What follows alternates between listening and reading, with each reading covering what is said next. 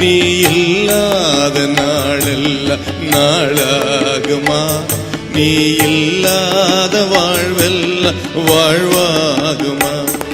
Gospel of Luke chapter 12 verse 20. But God said to him, "You fool, this very night your life will be demanded from you. Then who will get what you have prepared for yourself?" Pay close attention to this parable. Jesus here does not say, "Your life may be demanded from you." He says, "Your life will be demanded from you." It means that the same night the life of the person to whom Jesus is talking is going to be taken. So he is in his last few hours. All the bonds he built, the grains he saved, and the wealth he accumulated, everything is in vain. Everything he saved, everything he thought would save him, everything he protected and secured, his life's philosophy of eat, drink, and be merry, everything was just an illusion. But that person did not realize it. He did not think about life beyond death. He did not prepare for that. He forgot about that and lived life on his own terms. His understanding of life and death was severely flawed. Even today, many people make the same mistake. They don't have the proper understanding of life and death.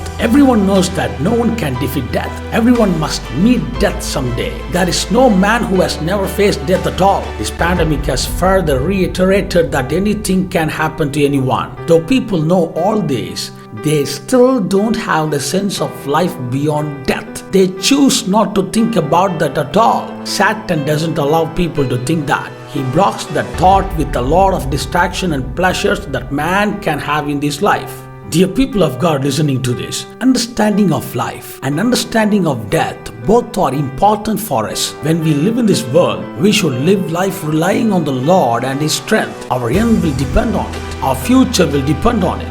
We must realize that our soul cannot be satisfied by material blessings. The man whom we read about in today's text did not care about his soul. He did not have a proper understanding of it. He is a warning sound for all of us.